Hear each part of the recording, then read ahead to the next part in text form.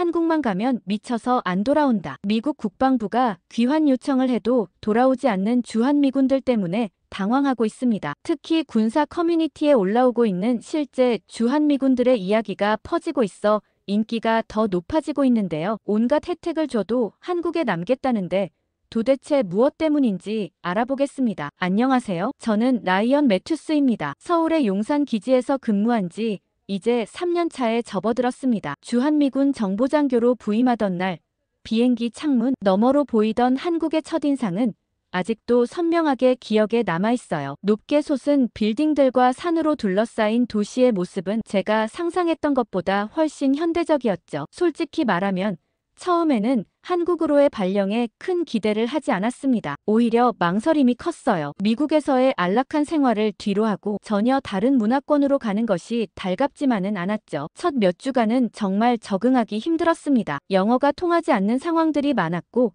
음식도 입에 맞지 않았어요. 특히 사무실에서 나눠주는 김치는 처음에는 도저히 먹을 수 없었죠. 그 강한 마늘 향과 매운맛은 제 입맛에는 너무 자극적이었습니다. 하지만 시간이 지날수록 조금씩 익숙해지기 시작했어요. 오히려 이제는 김치가 없는 식사가 허전하게 느껴질 정도니까요. 제가 생각했을 때 한국 생활의 가장 큰 장점은 안전함이었습니다. 밤 늦게 퇴근해도 거리를 걷는 것이 전혀 두렵지 않았어요. 미국에서는 상상할 수 없는 일이었죠. 워싱턴 DC에서 근무할 때는 늘 주변을 경계하며 걸어야 했지만 서울에서는 그런 걱정 없이 자유롭게 돌아다닐 수 있었습니다. 편의점이 24시간 열려 있고 언제든 안전하게 필요한 물건을 살 수 있다는 것도 놀라웠어요. 처음으로 새벽 3시에 편의점에 들렀을 때 그 편리함에 감탄했던 기억이 납니다. 저희 부모님이 가장 좋아하셨던 건 인터넷 속도였어요. 미국과 비교하면 상상도 할 수 없는 속도로 데이터가 오갔죠. 화상통화로 부모님과 이야기할 때도 끊김없이 선명한 화질로 대화할 수 있다며 좋아하셨습니다. 한국의 디지털 인프라는 사실 미국보다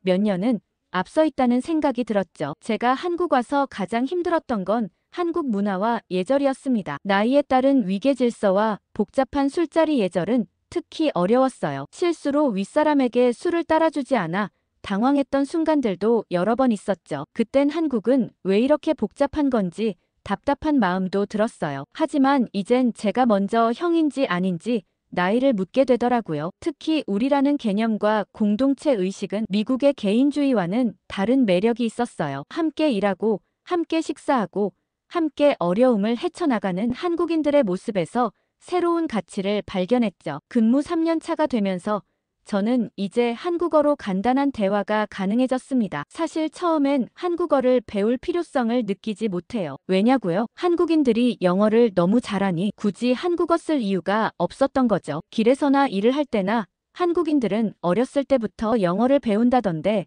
정말 잘하더라고요. 그러면서 다들 영어를 못한다고 쑥스러워하는 게 저는 참 신기하기도 했어요. 그래서 굳이 한국어를 배울 필요가 없었지만 한국에 대한 애정이 생기면서 왠지 직접 읽고 싶다는 생각이 들더라고요. 그래서 지금은 안녕하세요, 감사합니다와 같은 기본적인 인사부터 시작해서 이제는 택시 기사님과 행선지에 대해 이야기하거나 식당에서 음식을 주문할 수 있게 되었어요. 언어를 배우는 과정은 쉽지 않았지만 한국어를 조금씩 익히면서 더 많은 문화적 뉘앙스를 이해하게 된 것 같았죠. 특히 한국어에는 영어로 정확히 표현하기 어려운 개념들이 많다는 것을 깨달았습니다. 정의나 눈치 같은 단어들은 영어로 번역하면 그 의미가 완전히 전달되지 않았어요. 한국에서의 일상은 규칙적이고 안정적이었죠. 아침 일찍 일어나 기지 내 헬스장에서 운동을 하고 사무실로 출근했습니다. 점심시간에는 주로 한국 동료들과 함께 식사를 했어요. 처음에는 매운 음식이 힘들었지만 이제는 김치찌개와 된장찌개를 즐겨 먹게 되었죠. 퇴근 후에는 종종 이태원이나 홍대 같은 곳에서 친구들과 만나 시간을 보냈습니다. 그러나 3년 차에 접어든 올해 갑자기 상황이 복잡해지기 시작했습니다. 한국군과 미군의 연합작전 관련 기밀이 유출되는 사건이 발생한 것이었어요. 처음에는 단순한 실수나 외부 해킹으로 생각했지만 점점 내부에 첩자가 있을 가능성이 제기되기 시작했죠. 모든 정보장교들은 긴장 상태에 돌입했습니다. 특히 저는 정보 보안을 담당하는 위치에 있었기 때문에 더욱 큰 압박을 느꼈어요. 매일 아침 기지에 들어갈 때마다 더욱 엄격한 보안 검사가 이루어졌고 모든 직원들의 배경이 다시 한번 조사되기 시작했습니다. 동료들 사이에도 미묘한 긴장감이 흐르기 시작했어요. 서로를 의심하는 눈초리가 없진 않았죠. 그동안 쌓아온 신뢰가 하루아침에 흔들리는 것 같아 마음이 무거웠습니다. 특히 한국 동료들과의 관계에도 미묘한 변화가 생겼어요. 예전처럼 자유롭게 정보를 공유하지 못하게 되었고 대화 중에도 항상 주의해야 했죠. 기밀 유출 사건을 조사하는 과정에서 저는 밤낮으로 CCTV 영상과 접근 기록들을 분석했습니다. 누가 언제 어떤 정보에 접근했는지, 어떤 파일이 외부로 유출됐는지 철저히 조사해야 했어요. 때로는 밤을 새우기도 했고 주말도 반납해가며 일했죠. 스트레스와 피로가 쌓여갔지만 진실을 밝혀내야 한다는 사명감으로 버텼습니다. 이 일이 한미 동맹에 미칠 영향을 생각하면 절대 소홀히 할 수 없었어요. 조사를 진행하면서 점점 더 많은 의문점들이 생겨났죠. 유출된 정보는 매우 제한된 인원만 접근할 수 있는 것들이었습니다. 즉, 범인은 높은 보안 허가를 가진 내부자일 가능성이 높았어요. 그리고 그 범위 안에는 저의 가까운 동료들과 오랫동안 함께 일해온 한국군 장교들도 포함되어 있었죠. 누군가를 의심해야 한다는 사실이 괴로웠습니다. 특히 지난 3년간 깊은 신뢰를 쌓아온 사람들이었기에 더욱 그랬어요. 밤늦게 사무실에 혼자 남아 자료를 검토하던 어느 날 우연히 특이한 패턴을 발견했습니다. 특정 시간대에 시스템 접속이 반복적으로 이루어지고 있었어요. 그것도 대부분의 직원들이 퇴근한 후 늦은 시간이었죠. 더 자세히 조사해보니 그 접속은 제 사무실 바로 옆에서 이루어지고 있다는 사실을 알게 되었습니다. 심장이 빠르게 뛰기 시작했어요. 범인이 생각보다 가까이에 있다는 직감이 들었죠. 저는 발견한 패턴을 더 자세히 분석하기 시작했어요. 누가 이 시간대에 꾸준히 시스템에 접속했는지 추적하는 일은 생각보다 복잡했습니다. 보안 로그를 확인해보니 접속자는 자신의 흔적을 지우려 노력한 흔적이 역력했죠. 하지만 완벽한 범죄는 없는 법이었습니다. 며칠 밤을 새워가며 데이터를 분석한 끝에 마침내 한 명의 용의자를 특정할 수 있었어요. 그 순간의 충격은 아직도 생생하게 기억납니다. 리우 웨이 중령, 같은 부대에서 근무하는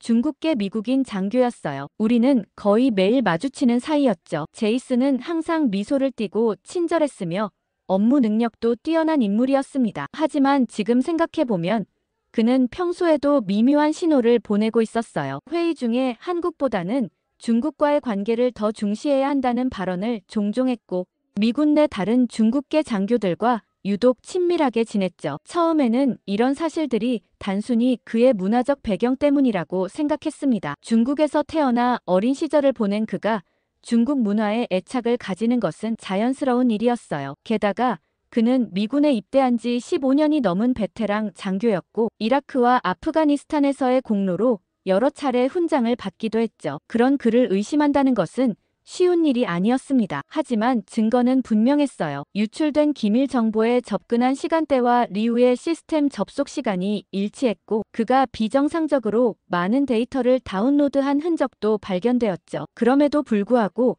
저는 신중해야 했습니다. 이런 상황에서 성급한 판단은 돌이킬 수 없는 결과를 초래할 수 있었어요. 확실한 증거 없이 리우를 고발한다면 그것은 그의 명예를 훼손하는 것이고 만약 제가 틀렸다면 한 사람의 인생을 망치는 일이 될 수도 있었죠. 고민 끝에 저는 한국군 정보 담당자인 김재훈 대위에게 조심스럽게 이 사실을 알렸습니다. 김 대위는 제가 가장 신뢰하는 한국군 장교였고 지난 2년간 여러 작전에서 함께 일하며 깊은 신뢰를 쌓아왔어요. 그는 내 말을 진지하게 들으며 신중하게 반응했죠. 우리는 이 사안의 민감성을 고려해 최대한 비밀리에 조사를 진행하기로 합의했습니다. 다음 날부터 우리는 리우의 일거수일투족을 주시하기 시작했어요. 물론 정식 감시 허가 없이 동료를 미행하는 것은 규정 위반이었지만 더 큰 위험을 방지하기 위해 우리는 그 위험을 감수해야 했죠. 김 대위는 한국 정보기관과의 연결망을 통해 리우가 한국에서 접촉한 인물들에 대한 정보를 수집했고 저는 기지 내에서 그의 행동을 관찰했습니다. 첫 며칠간은 특별한 것이 발견되지 않았어요. 리우는 평소와 같이 근무했고 퇴근 후에는 주로 기지 내 숙소에 머물렀죠. 하지만 일주일째 되는 날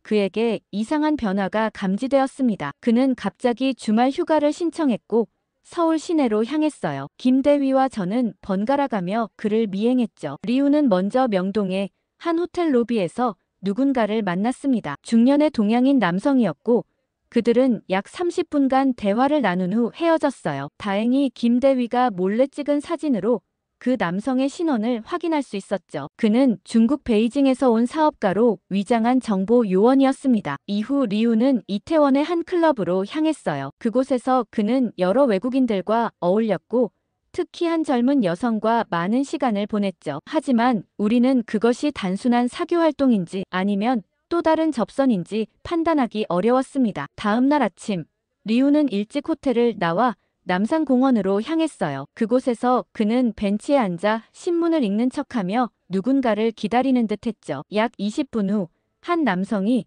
그에게 다가와 간단한 인사를 나눈 후 무언가를 주고받고는 자리를 떠났습니다. 너무 수상했지만 여전히 확신할 수는 없었어요. 단지 의심스러울 뿐 더 확실한 증거가 필요했습니다. 김대위와 상의 끝에 우리는 좀 더 과감한 계획을 세우기로 했어요. 리우가 기지를 비운 사이 그의 사무실을 수색하는 것이었죠. 사실 이는 매우 위험한 계획이었습니다. 허가 없이 동료의 사무실을 수색하는 것은 심각한 규정 위반이었고 발각될 경우 우리 모두 군법회의에 회부될 수 있었어요. 하지만 국가 안보가 위험에 처한 상황에서 우리는 그 위험을 감수하기로 결정했죠. 다행히 리우는 다음 주 월요일에 도쿄에서 열리는 국제안보 컨퍼런스에 참석할 예정이었고 그 시간을 활용할 수 있었습니다. 리우가 일본으로 출발한 직후 우리는 그의 사무실로 향했어요. 보안 키패드 코드는 김대위가 이미 확보해둔 상태였죠. 사무실 내부는 깔끔하게 정리되어 있었고 겉으로 보기에는 아무런 이상이 없었습니다. 우리는 서류함과 책상 서랍 그리고 컴퓨터 등 모든 곳을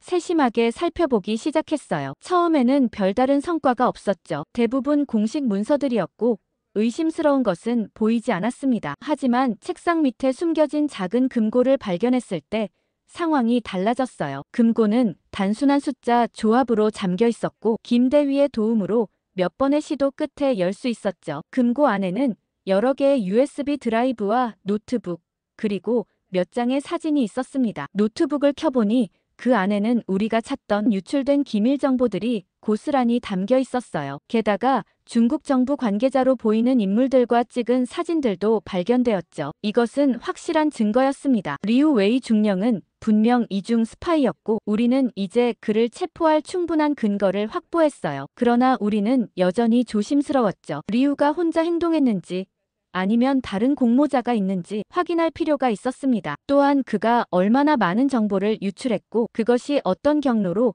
중국 정부에 전달되었는지도 알아야 했어요. 김대위는 누구도 믿을 수 없다며 일단 자세한 배후가 밝혀지기 전까진 우리 둘만 아는 걸로 하자고 했죠. 그리고 다음 날 저는 한국군과의 정기 연합훈련에 참가했어요. 이미 3년 동안 한국에 주둔하며 수많은 훈련을 함께 해왔지만 그날 훈련은 어딘가 특별하게 느껴졌죠. 아마도 최근의 사건 때문에 더욱 예민해진 탓이었는지도 모릅니다. 훈련 과정에서 저는 한국군의 능력을 새삼 깊이 실감하게 되었어요. 그들은 영하의 강추위 속에서도 완벽한 집중력으로 훈련에 임했고 어떤 어려운 과제도 뛰어난 팀워크로 해결해 나갔죠. 특히 산악 지형에서의 적군 포위 작전을 시뮬레이션하는 과정에서 한국군 특수부대원들은 놀라운 체력과 전술적 감각을 보여주었어요. 그들은 미군보다 더 빠르게 지형을 파악하고 더 효율적으로 작전을 수행했죠. 그 순간 저는 깨달았습니다. 한국군은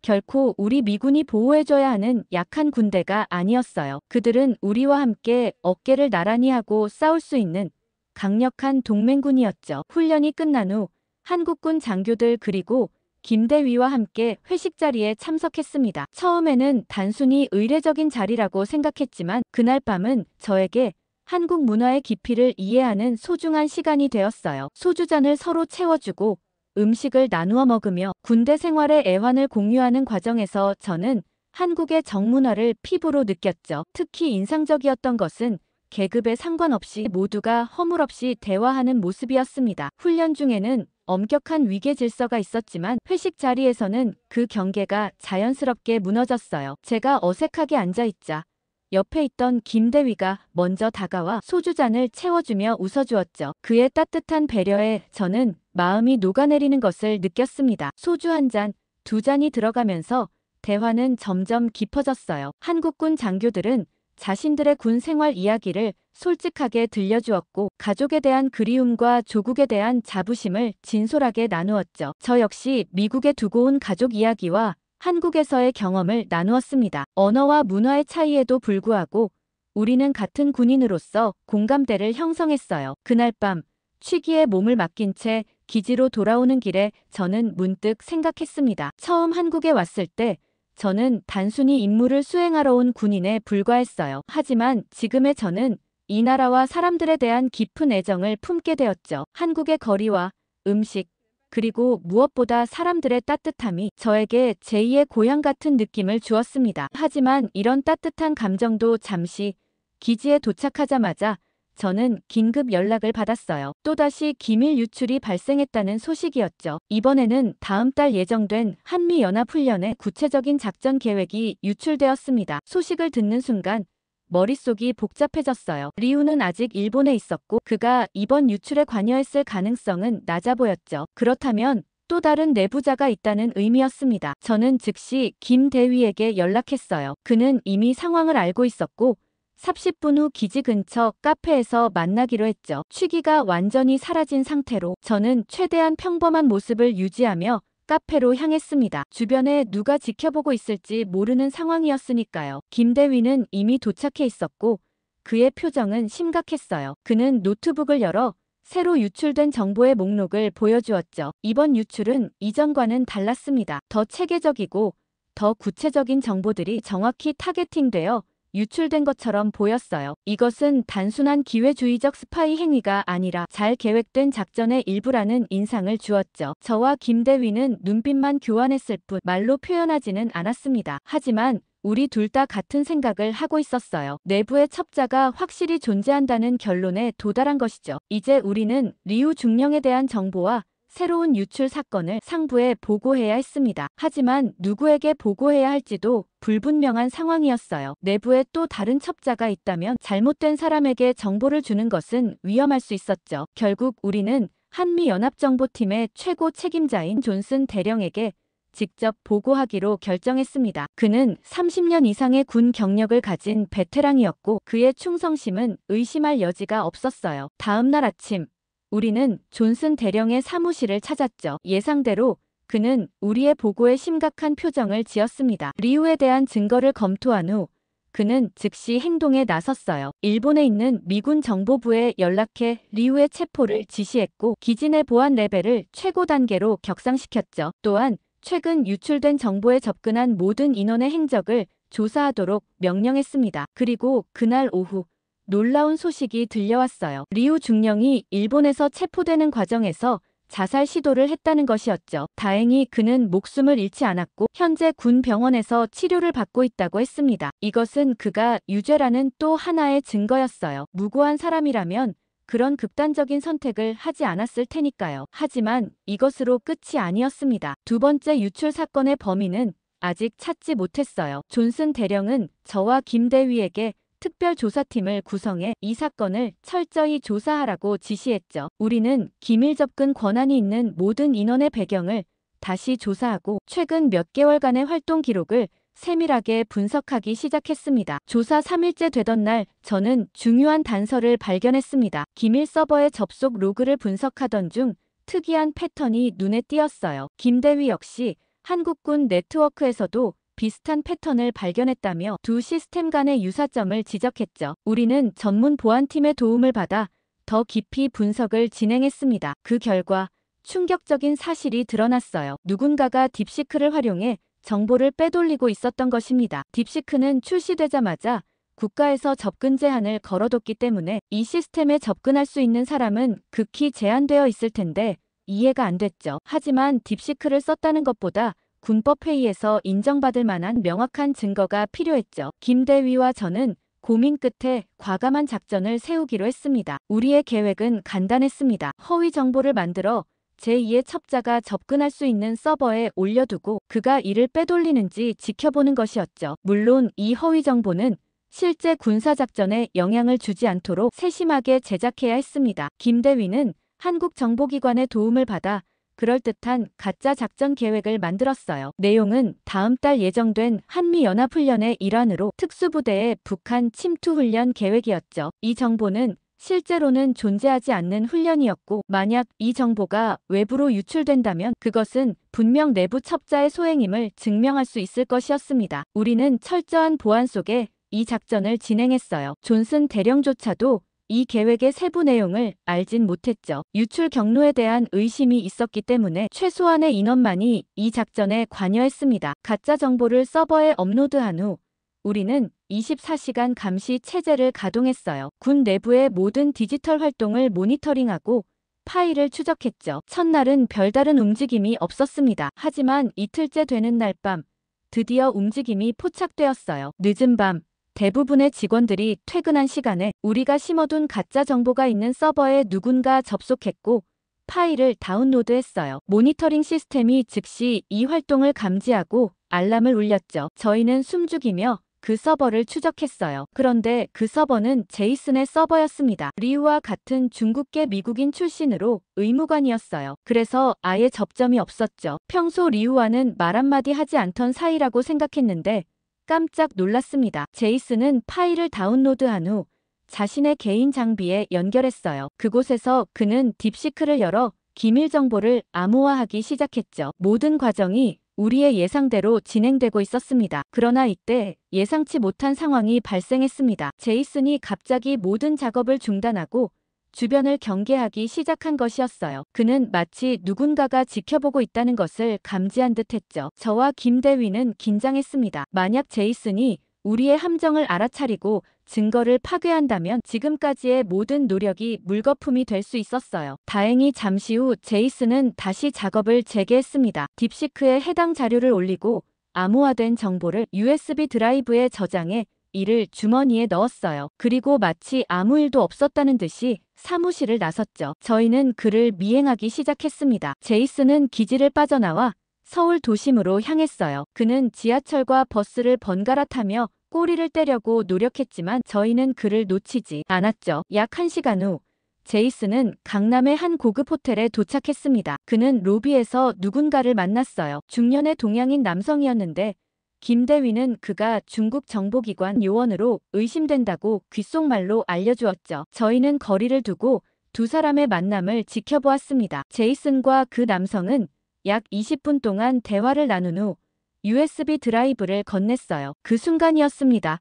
저희는 미리 대기시켜둔 한미합동정보팀에 신호를 보냈고 특수요원들이 순식간에 호텔 로비로 진입했죠. 제이슨과 중국인 남성은 저항할 틈도 없이 체포되었습니다. 체포 현장은 매우 조용하고 신속하게 진행되었어요. 일반 투숙객들은 거의 알아채지 못했을 정도였죠. 제이슨은 처음에는 당황한 표정이었지만 곧 체념한 듯 모든 것을 인정했습니다. 그는 3년 전부터 리우와 함께 중국 정보기관과 접촉해왔으며 수천 건의 기밀 정보를 유출했다고 자백했어요. 그의 동기는 돈이었습니다. 그는 이 일로 수백만 달러를 받았다고 털어놓았죠. 체포 작전 다음 날 저는 제이슨 중령과 직접 대면하게 되었습니다. 존슨 대령은 제가 직접 신문에 참여해도 좋다고 허락해 주셨어요. 아마도 이 사건을 처음부터 끝까지 쫓아온 제게 일종의 보상을 주고 싶었던 것 같았죠. 신문실로 들어서자 제이슨은 이미 그곳에 앉아 있었습니다. 그의 모습은 제가 알던 당당하고 자신감 넘치는 장교와는 완전히 달랐어요. 수갑을 찬 채 고개를 숙이고 있는 그의 모습은 어딘지 모르게 초라해 보였죠. 저는 그를 마주보고 앉았습니다. 한동안 침묵이 이어졌어요. 저는 그를 잘 알고 있다고 생각했습니다. 지난 3년간 같은 부대에서 함께 일했고 때로는 함께 훈련도 했으니까요. 하지만 지금 눈앞에 앉아있는 사람은 전혀 다른 사람처럼 느껴졌습니다. 마침내 저는 입을 열었어요. 왜 이런 짓을 했는지, 그가 선서한 미국에 대한 충성은 어디로 갔는지 물었죠. 처음에 제이슨은 말없이 바닥만 응시했습니다. 하지만 곧 그는 고개를 들어 저를 바라보았어요. 그의 눈에는 제가 전혀 예상하지 못했던 감정이 담겨 있었습니다. 그것은 비웃음이었죠. 제이슨은 갑자기 냉소적인 미소를 지으며 말하기 시작했습니다. 그는 저에게 아직도 미국과 한국이 너를 위해 줄 것이라고 믿느냐고 되물었어요. 중국은 점점 강해지고 있고 미국과 한국은 곧 몰락할 것이라고 단언했죠. 그의 말은 가슴에 꽂히는 비수 같았습니다. 저는 그가 어떻게 이런 생각을 품게 되었는지 이해할 수 없었어요. 제이슨은 계속해서 말을 이어갔습니다. 자신은 단지 역사의 흐름을 읽고 그에 맞춰 행동했을 뿐이라는 것이었죠. 그는 미국과 한국의 쇠퇴와 중국의 부상이 불가피하다고 믿었고 그 변화의 물결에 자신을 맡긴 것뿐이라고 했습니다. 마치 자신의 배신이 어떤 높은 차원의 역사적 통찰력에서 비롯된 것처럼 말하는 그의 모습에 저는 분노가 치밀어 올랐어요. 저는 그에게 물었습니다. 그가 배신한 것은 단순히 한국가가 아니라 그와 함께 싸웠던 전우들, 그를 신뢰했던 동료들이라고요. 그가 한 행동은 단순한 국가 간의 경쟁이 아니라 실제 사람들의 생명과 안전을 위협하는 행위였다고 강조했죠. 제이슨은 잠시 침묵했지만 곧 다시 냉소적인 표정으로 돌아왔습니다. 그는 제게 너무 순진하다고, 세상은 제가 생각하는 것처럼 흑백으로 나뉘어 있지 않다고 말했어요. 그 순간 저는 제이슨과 저의 근본적인 차이를 깨달았습니다. 그는 모든 것을 권력과 이익의 관점에서만 바라보고 있었어요. 반면 저에게는 충성과 명예 그리고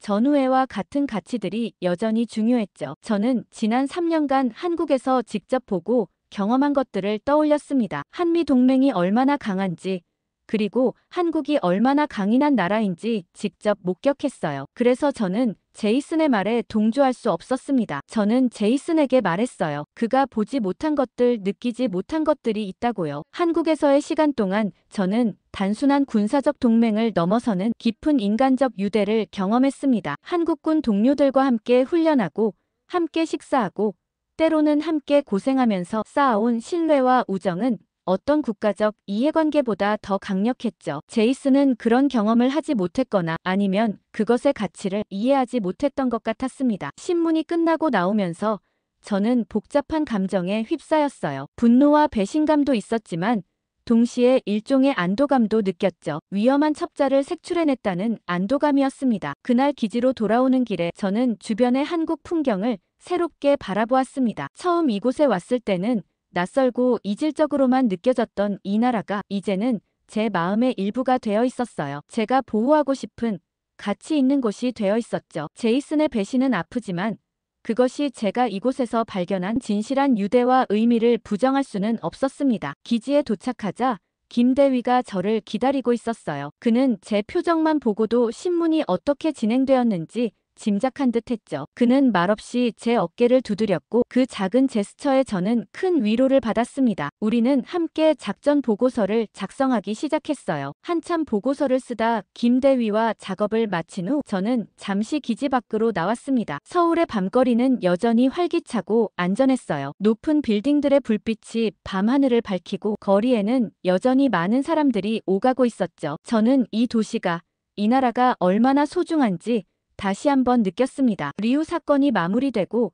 약 한 달이 지났습니다. 일상은 다시 평온을 찾아갔지만 제 마음속에는 계속해서 떠나지 않는 생각이 있었어요. 제 임기가 얼마 남지 않았다는 사실이었죠. 주한미군 정보장교로서의 3년 임기가 이제 몇 개월 후면 끝나고 저는 미국 본토로 돌아가 새로운 임무를 맡게 될 예정이었습니다. 원래라면 기쁘게 맞이했을 소식이었을 거예요. 미국에 돌아가면 승진의 기회도 있고 가족들과도 다시 만날 수 있으니까요. 하지만 요즘 들어 저는 자주 창밖으로 서울의 풍경을 바라보며 생각에 잠기곤 했습니다. 이 도시, 이 나라를 떠난다는 생각을 할 때마다 마음 한구석이 무거워졌죠. 어느 날 저녁, 김대위를 비롯한 한국군 동료들과 함께 회식 자리를 가졌습니다. 리우 사건을 성공적으로 해결한 것을 축하하는 자리였어요. 그날 밤은 유독 분위기가 좋았죠. 모두가 편안한 마음으로 이야기를 나누고 웃고 술을 마셨습니다. 한국에 와서 처음으로 저는 진정한 소속감을 느꼈어요. 이 자리에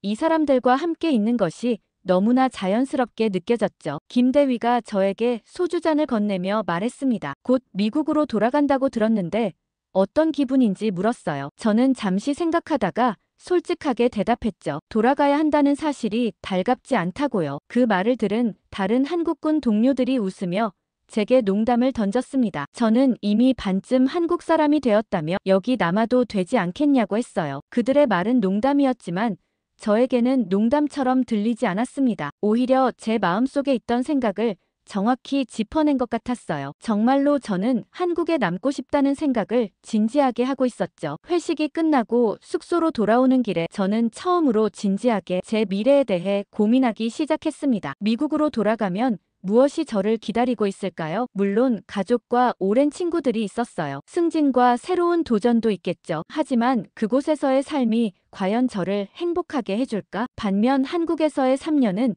저에게 새로운 세계를 열어주었습니다. 처음에는 낯설었던 이 나라가 이제는 제게 집처럼 느껴졌어요. 한국의 질서정연한 사회와 효율적인 시스템, 그리고 무엇보다 제가 맺은 깊은 인간관계들이 저를 이곳에 묶어두고 있는 것 같았죠. 다음 날, 저는 존슨 대령을 찾아가 제 생각을 조심스럽게 털어놓았습니다. 한국에 더 머물 수 있는 방법이 있는지 물었어요. 존슨 대령은 잠시 저를 바라보더니 이해한다는 듯이 미소 지었죠. 그도 과거에 해외 근무를 하며 비슷한 감정을 느꼈다고 했습니다. 그는 몇 가지 대안을 제시해 주었어요. 임기 연장을 신청하거나 한국 관련 직책으로 이동하거나 아니면 전역 후 민간인 신분으로 한국에 돌아오는 방법이 있다고 했죠. 그날부터 저는 진지하게 각 옵션을 검토하기 시작했습니다. 임기 연장은 가장 간단한 방법이었지만 결국 또다시 같은 고민을 하게 될 것이었어요. 미국 내 한국 관련 직책으로 이동하는 것도 좋은 대안이었지만 제가 정말 원하는 것은 이곳 한국에서 살아가는 것이었죠. 결국 가장 근본적인 대안, 즉 전역 후 한국에 정착하는 방안을 진지하게 고려하게 되었습니다. 물론 쉬운 결정은 아니었어요. 군인으로서의 제 경력을 뒤로하고 새로운 삶을 시작한다는 것은 큰 모험이었죠. 하지만 저는 그 도전이 가치 있다고 느꼈습니다.